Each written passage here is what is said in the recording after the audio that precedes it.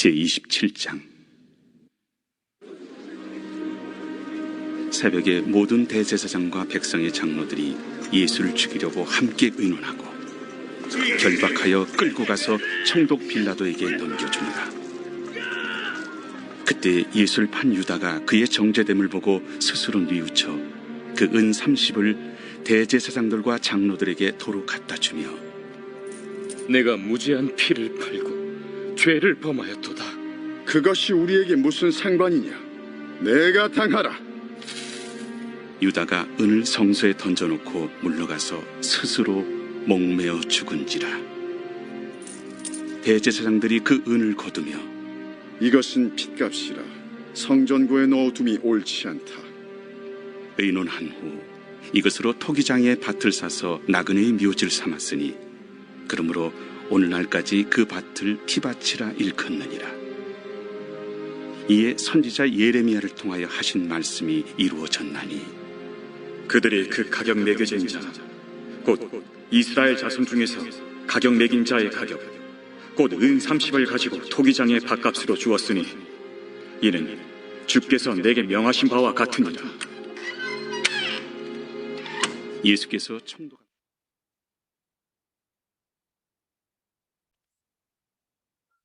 오늘 본문 말씀에 보면은 무죄한 자를 죽이는 이런 죄인들이 나오고 있습니다. 첫 번째로 대제사장과 장로들입니다. 1절 말씀에 보면은 새벽에 모든 대제사장과 백성의 장로들이 예수를 죽이려고 함께 의논하고 라고 하였습니다. 대제사장과 장로들이 새벽부터 모여서 회의를 하였습니다. 왜 회의를 하였냐면 예수님을 죽이려고 그들이 회의를 하였습니다. 대제사장과 장로들은 하나님을 섬기는 자입니다. 종교인들의 대표라고 할 수 있죠. 선한 일을 열심히 행해야 될 사람들입니다. 그런데 오늘 본문에서는 사람을 죽이는 일에 새벽부터 열심을 내고 있습니다. 하나님을 믿는다고 하면서 사람을 죽이려는 이런 일에 열심을 내고 있고, 또 아무 죄 없는 예수님을 죽이려는 이런 악한 모습을 가지고 있습니다. 저와 여러분들의 삶은 어떻습니까? 우리의 삶의 모습 속에서 종교 지도자들의 이런 모습이 우리가 있어서는 안 되겠습니다. 우리가 하나님 앞에 예배드리고 하나님을 섬긴다고 하면서 우리가 선한 일에 우리가 열심을 내야 되는 것이죠. 그런데 반대로 악한 일에 열심을 내는 이런 모습이 있어서는 안 되겠습니다. 여러분들이 하루가 시작이 되어서 무슨 일부터 시작을 하고 있습니까? 아마 우리의 성도님들은 아침에 일어나서 열심히 기도하시고요. 또 말씀으로 하루를 시작하시는 줄을 믿습니다. 기도와 말씀으로 시작한 후에 무슨 일을 하시는지요?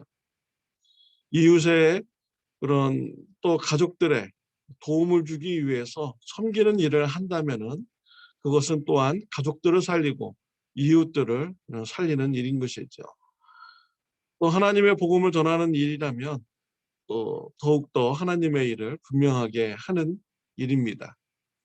그러나 반면에 다른 사람들의 잘못된 점을 지적하고 책망하고 분내고 시기 질투하는 이러한 일은 이웃들에게 폐를 끼치는 이런 일인 것이죠. 사랑하는 성도 여러분, 우리가 하나님을 믿는 자로서 선한 일에 우리가 열심을 가져야 됩니다. 그럴 때 하나님의 사랑이 드러나게 되고 또 죄인들이 하나님의 사랑을 바라보며 돌아오게 되는 이런 영향력을 미칠 수가 있는 것입니다. 종교 지도자들의 이런 모습 속에서는 이중적인 이런 모습이 보이고 있습니다. 겉으로는 하나님의 말씀을 잘 지키는 이런 자들의 그런 모습으로 사람들에게 비추려고 하고, 속으로는 무죄한 자를 죽이려는 이런 악한 일을 꾀하는 이런 종교 지도자들의 이런 모습인 것이죠. 대제사장과 그 장로들은요, 가룟 유다가 찾아와서 은 30을 돌려주면서 무죄한 자를 팔았다라고 이렇게 말을 합니다. 이랬을 때 그들은 일을 멈추지 않았습니다. 가룟 유다, 당신이 그걸 책임져라라고 이렇게 말을 했죠. 그러면서 그들은요, 성전에 던져진 은 30, 이것을 성전구에 넣는 것이 합당하지 않다라고 합니다. 가룟 유다가 버린 돈을 가지고 토기장에 밭을 사서 나그네의 묘를 삼습니다. 사람들은 나그네의 묘지를 피밭이라고 불렀습니다. 무죄한 자의 그런 죽음을 통해서 얻은 돈이었기 때문에 피밭이라고 부르는 것이죠. 정말 이 종교 지도자들의 그런 이중적인 이런 모습인 것입니다. 무죄한 자를 죽이려는 이런 음모가 있었던 반면에, 또 부정한 돈은 성전에 넣는 것이 합당하지 않다라고 하면서 말씀을 지키려는 척하는 이러한 이중적인 종교 지도자들의 이런 모습인 것이지요. 우리들은 이러한 이중적인 이런 모습을 주의하고 우리가 줄여가야겠죠. 우리들을 또 하나님을 믿는 자들이지만 항상 우리가 선한 일만 하는 자는 아니죠. 왜냐하면 우리가 연약하기 때문에 때로는 우리가 알고 지은 죄, 모르고 지은 이런 죄들이 우리가 있습니다. 우리가 그럼에도 불구하고 우리가 점차적으로 하나님을 사랑하는 마음으로, 진실된 마음으로 우리가 죄를 떠나는 삶이 더욱더 많아져야겠습니다. 그래서 이런 이중적인 모습을 점차적으로 줄여 나가야 되는 것이죠. 종교 지도자들이 무죄한 자를 죽게 하는데 쓰여진 돈으로 땅을 사서 나그네의 묘지로 삼습니다. 이러한 일은 하나님께서 예레미야 선지자의 예언을 성취시킨 것이다라고 말씀을 하셨습니다. 이 말씀은 스가랴서 11장 12절부터 13절, 예레미야서 32장 6절에서 9절, 18장 2절에서 3절, 19장 11절에 이런 말씀을 혼합해서 인용하였고 성취하였다라고 성경학자들은 이렇게 해석을 하고 있습니다. 예레미야가 유대 나라가 멸망하기 직전에 친척의 땅을 돈을 주고 사게 됩니다. 이것은 하나님의 뜻에 의한 것이었죠. 왜 하나님은 땅을 사라고 했습니까? 앞으로 바벨론으로 포로로 끌려가지만 다시 그들이 이 땅에 돌아오게 될 것이다 라는 희망적인 메시지로 땅을 사라고 하셨습니다.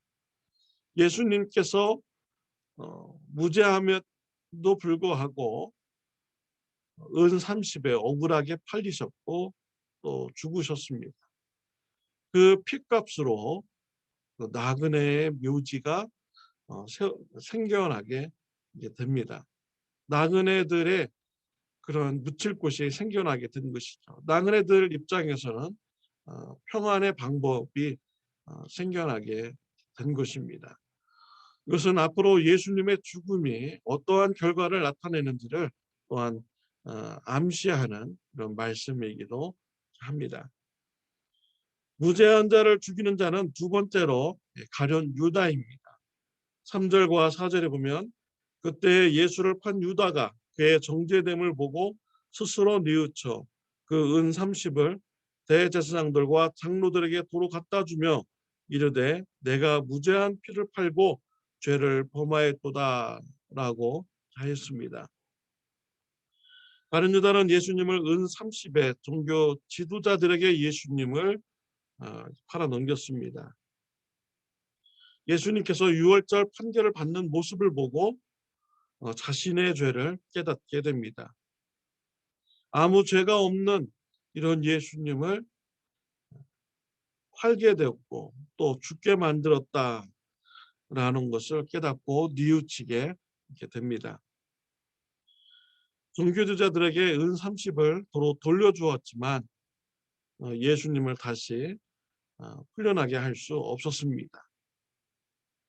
가룟 유다는 이 일로 인해서 자신이 죄책감을 가지게 느끼게 되었고 목매달아서 자살을 하게 되었습니다. 여기에 가룟 유다의 안타까운 모습이 나오는 것이죠. 다른 예수님의 11 제자들도 다 예수님을 배신하고 도망을 갔습니다. 베드로는 예수님을 저주까지 하였습니다. 다른 11 제자들은요, 죄를 지었을 때 죄를 인정하고 부끄럽게 생각하며 하나님 앞에 나와 무릎 꿇고 회개를 하였습니다. 그리고 죄에서 떠나는 삶을 사는 것이죠. 가룟 유다는 끝까지 하나님 앞에 무릎 꿇지 않고 회개하지 않았습니다. 그는 자신의 목숨을 끊음으로써 죄책감으로부터 회피를 하려고 한 것이죠. 정말 안타까운 가룟 유다의 모습인 것입니다. 다른 여러 제자와 같이요, 우리 하나님 앞에 나와서 연약함을 고백하며 죄 지은 것을 고백하고 하나님 앞에 간구하였다면 우리 하나님께서 가룟 유다의 죄를 용서하여 주셨을 것입니다. 우리 하나님께서는요, 은혜가 풍성하신 분입니다. 못하실 일이 없으신 분이신 것이죠. 아무리 흉악한 죄를 지었다고 할지라도요, 우리 하나님 앞에 나와서 은혜를 간구하고 죄를 차복하면 용서하여 주십니다. 흰 눈과 같이 정결하게 죄를 씻어 주십니다. 우리 예수님이요, 우리를 잘 알기 때문에 우리 십자가에 못 박히셔서 저와 여러분의 죄를 대신 담당하신 것입니다. 우리 예수님은 우리가 스스로 죄에서 벗어날 수 없는 이런 존재라는 것을 아십니다. 우리를 잘 아시는 우리 예수님, 우리를 잘 아시는 하나님, 우리가 죄를 고백할 때마다 우리의 죄를 용서하여 주시는 이런 분이신 것이죠.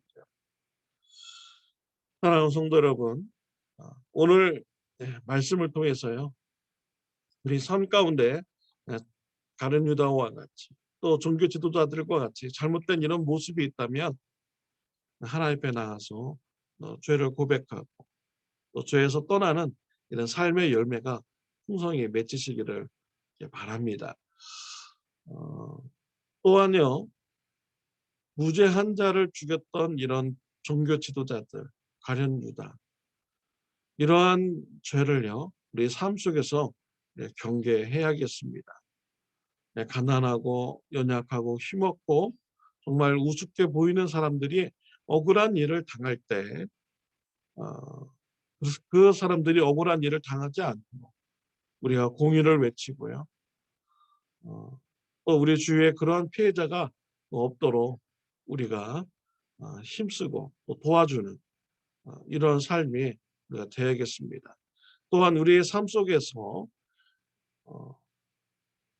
죄가 없는데도 불구하고 억울한 일이 당하는 이런 사람이 없도록 우리가 주의하는 이런 삶을 우리가 살아야겠습니다. 사랑하는 성도 여러분, 이번 주는 고난 주간입니다. 예수님의 고난을 묵상하는 이런 한 주가 되시기를 바랍니다. 예수님의 고난을 묵상하고 또 하나님의 풍성하신 이런 사랑을 체험하는 고난 주간이 되는 축복이 있으시기를 바랍니다. 기도드리겠습니다. 하나님 아버지, 감사합니다. 아무 죄가 없으시지만 우리를 구원해 주시기 위해서 십자가에서 고난당하여 죽어주셨음을 하나님 감사합니다. 예수님의 고난으로 인해서 우리가 죄사함 받게 해주셔서 감사합니다. 우리의 삶 속에서 주님의 사랑을 더욱더 깊이 깨달아 알게 해주시고 죄에서 떠나는 성화의 삶이 풍성하도록 축복하여 주옵소서. 네, 또 예수님의 고난을 더욱더 깊이 묵상함으로써 하나님이 우리를 얼마나 사랑하시는지 풍성하게 체험하는 시간 되게 하여 주옵소서. 예수님의 이름으로 기도드렸습니다. 아멘.